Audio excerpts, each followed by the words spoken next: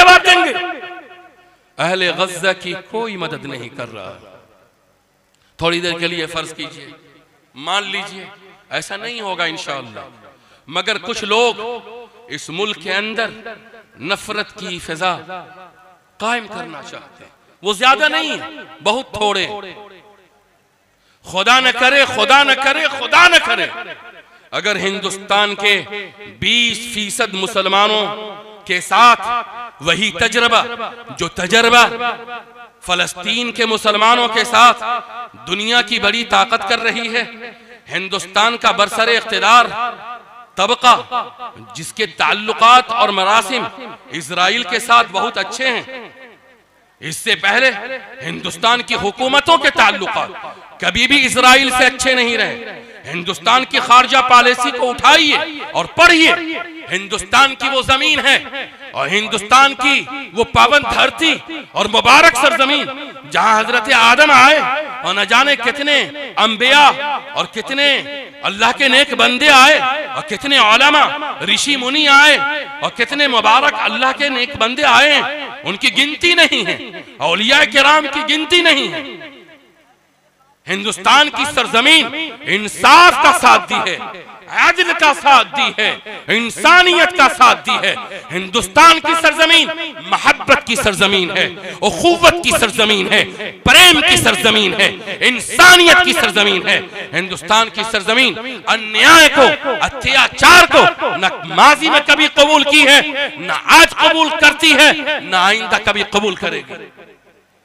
थोड़ी देर के लिए अगर 20% हिंदुस्तान के मुसलमानों के साथ वही सूरत हाल जो गज़ा के मुसलमानों के साथ, खुदा न करे, खुदा न करे, अगर होगा तो ए हिंदुस्तान के 20% मुसलमानों, 20 करोड़ मुसलमानों, तुमने क्या तैयारी की है?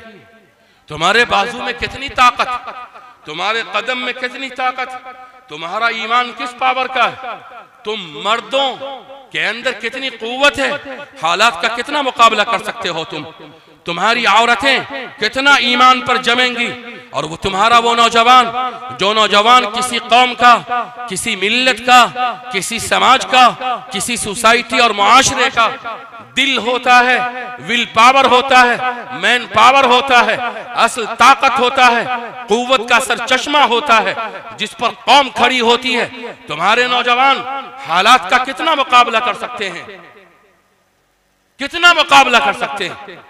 अपने नौजवान को मुसलमान बनाइए और ए बूढ़ो, ए बुजुर्गो, खुद मुसलमान बनिए। इस्लाम मामूली चीज नहीं है, ये दुनिया की सबसे बड़ी दौलत है। इस दौलत के लिए दिल चाहिए और सीना चाहिए। ये दौलत ऐसी है कि जब ये दौलत एक 5 फीट के कालब और ढांचे में उतरती है तो दुनिया को बदल देती है। सोचने का तरीका बदल जाता है, खाने पीने के तौर तरीके बदल जाते हैं, सोचने और तसव्वुर करने के अंदाज बदल जाते हैं, जिंदगी के सलीके बदल जाते हैं, जिंदगी गुजारने के करीने में तब्दीली आती है। जमीन, जायदाद, दौलत, पैसे, दुनिया, बीवी, बच्चे और ये सारी चीजें हाथ में रहती हैं, हाथ में, और ये हाथ से, इस हाथ से अगर इस हाथ में जाती हैं तो दिल को जर्रा बराबर भनक भी नहीं लगती। ऐसे मुसलमान गुजरे और वो मुसलमान थे कि अल्लाह ताला ने करोड़ों की जायदाद और न जाने कितनी कितनी बड़ी सल्तनतों का अल्लाह ताला ने उन्हें हाकिम बनाया, हुक्मरान बनाया, सुल्तान बनाया। उनके यहाँ दिरहम और दीनार के, सोने और चांदी के ढेर लगे रहते थे और फुकरा मसाकीन रियासतों से, शहरों से लाइन लगाते थे, कतार लगाते थे और सब कुछ तकसीम कर देते थे। और जब घर की बीवी पूछती थी कि घर के अंदर जो चिराग है या घर के अंदर जो चूल्हा है या जो बर्तन है उसमें आज रात का सालन नहीं है, या जो चिराग है उस चिराग में तेल नहीं है, तो कहते कि अगर तू पहले बोलती तो तेल का पैसा तुम्हें भी दे देते। अरे कैसे लोग थे वो, अरे वो कैसे मुसलमान थे और उनका दीन कैसा दीन था कि दुनिया की सबसे बड़ी ताकत, सुपर पावर ताकत, जब इस्लाम आया तो उस वक्त अमेरिका और फ्रांस, ब्रिटानिया, रूस, चाइना नहीं था। दो बड़ी ताकत थी, एक रोम की ताकत थी और एक फारस की ताकत थी, रोमन इंपायर और पर्शियन इंपायर। एक सहाबी जाते हैं, हजरत उमर रजी अल्लाह तआला अन्हु का पैगाम हजरत अमर इब्नुल आस ने भेजा है, और जाते हैं और मुल्क फारस जो बड़ी ताकत है दुनिया की, जिसके अंडर में जेरे निगरानी, जेरे साया दुनिया की आधी हुकूमतें थी, उसके सिपाह सालार के पास जाते हैं, जर्नल के पास। उसका नाम रुस्तम, आपने नाम सुना होगा। उसी के नाम पर मुसलमान अपने बेटे का नाम रुस्तम रखते हैं, या किसी मुसलमान बहादुर के नाम पर।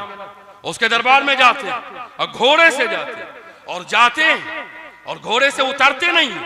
क्या शान है, क्या ईमान है, क्या अल्लाह की ताकत और अल्लाह की बड़ाई, किबरियाई पर उनको यकीन है। और उसके दरबार में जाकर पूरे दरबारी कहते हैं, अरे अरबी उतरो। कहा कि नहीं, रुस्तम के सामने जाके उतरो। और उसके सामने उतरते हैं और कमर से नेजा निकालते हैं, और रुस्तम के कदम के नीचे जो कालीन है, उसके कालीन में अपने ईमान वाला नेजा गाड़ देते हैं।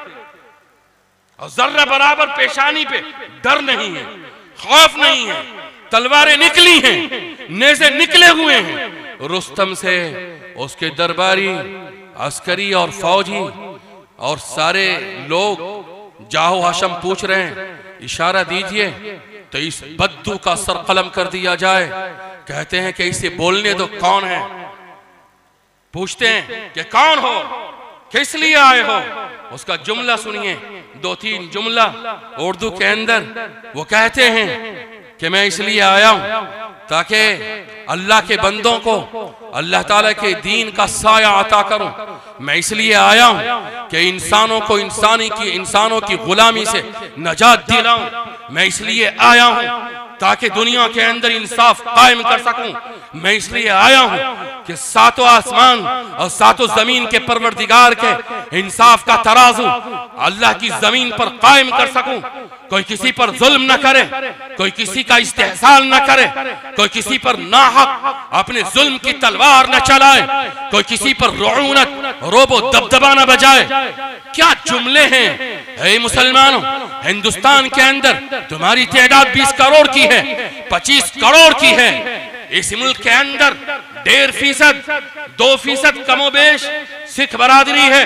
कोई बात मनवानी होती है, कोई काम करना होता है, जरा सा उसका देखिए जज्बा कैसा है, इत्तेहाद कैसा है, वलवला कैसा है, सोच कैसी है, तसव्वुर कैसा है, सोसाइटी कैसे है, गुरुद्वारे की क़यादत कैसी है, बाहर के मानने वाले लोग कैसे हैं, बूढ़े कैसे हैं, जवान कैसे हैं, मर्द कैसे हैं, औरतें कैसी हैं।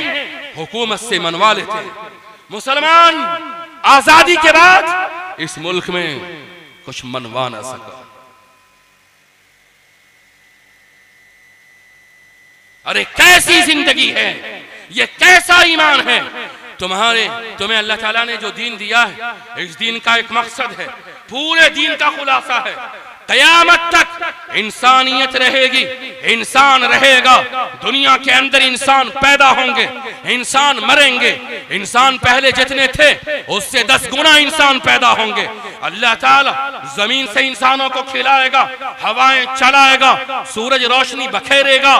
जमीन के अंदर जो अनाज और अल्लाह की रहमतें और अल्लाह के खजाने, वो खजाने अपना मुंह खोलेगी और दुनिया के सारे निजाम क़यामत की सुबह तक चलते रहेंगे।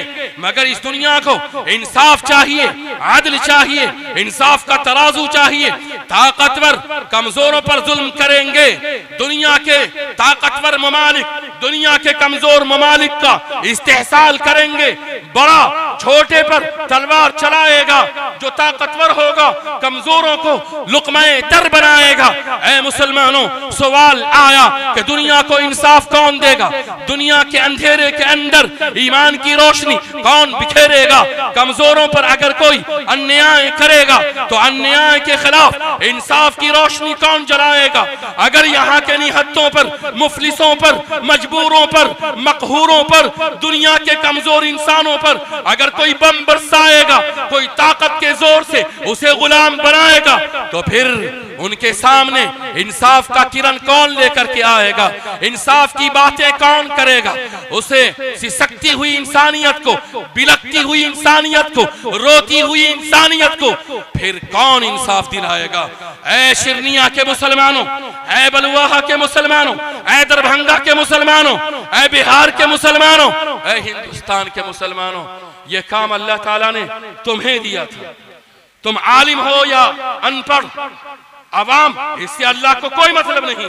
कुरान तुम्हारे घर में, 30 पारे तुम्हारे पास हैं, नबी की सुन्नत तुम्हारे पास है, मस्जिद तुम्हारे पास है, मिंबर तुम्हारे पास है, मेहराब रसूल तुम्हारे पास है। रसूल ने असासा तुम्हें दिया है, हजरत अबू बकर ने अमानत तुम्हें सौंपी है, हजरत उमर ने अपना पूरी खिलाफत तुम्हें सौंपी है, हजरत उस्मान ने, हजरत अली ने, हजरत हसन हुसैन ने, 1 लाख से जायद सहाबा ने, हजरत ताबईन ने, हजरत तबई ताबईन ने, दीन की पूरी मेहनत तुम्हारे हाथों में है। अब तुम्हारे उलमा चीख चीख कर तुम्हें दीन के लिए बेदार कर रहे हैं, तुम नमाज पढ़ने के लिए भी खड़े नहीं हो रहे।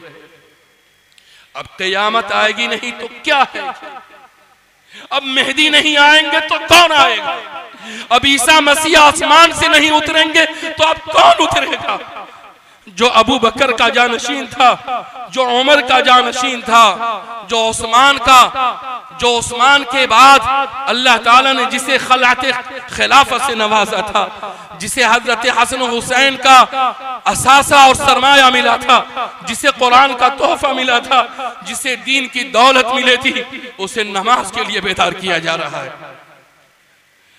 तुम अगर इंसाफ करते, तुम अगर अदल के तराजू को कायम करते, अगर तुम वालिदैन के हुकूक को अदा करते, भाई का हक अदा करते, खानदान के कमजोरों को सीने से लगाते, और अगर तुम बताते अपने अमल से, अपने किरदार से, अपनी जबान की सच्चाई से, आंखों की हया से और दिल के दर्द से कि मुसलमान ऐसा होता है, इस्लाम को देखना है, कुरान को समझना है, नबी की जिंदगी को देखना है, मुसलमानों की खिलाफत को समझना है, मुसलमान कैसे जीता है, कैसे रात करता है, कैसे दिन करता है।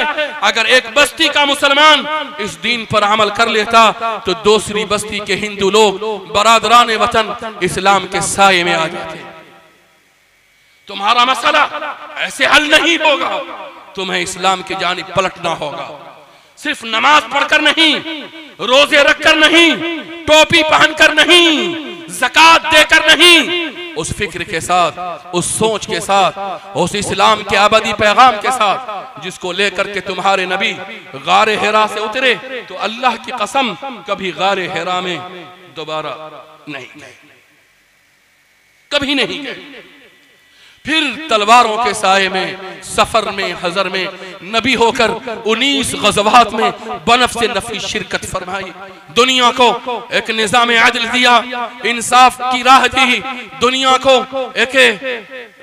को एक ऐसा तरीका और रास्ता दिया, और एक इतना साफ सुथरा नक्शा हयात, दस्तूर जिंदगी, दस्तूर हयात, मंशूर जिंदगी, और इतनी खूबसूरत जिंदगी जिसके अंदर न किसी बेवा की आंखों में आंसू है, न किसी यतीम की जबान पर फरियाद है, न किसी कमजोर को यह एहसास है कि वो कमजोर है, न किसी फरीक को यह गम है कि वो गरीब पैदा हुआ है। मुसलमानों ने ऐसी बस्ती बसाई, ऐसे शहर आबाद किए जहाँ की बेवाएं खुश थीं, जहां के यतीमों के चेहरे पर मुस्कुराहट थी, जहां के कमजोर अपने आप को मालदार महसूस करते थे।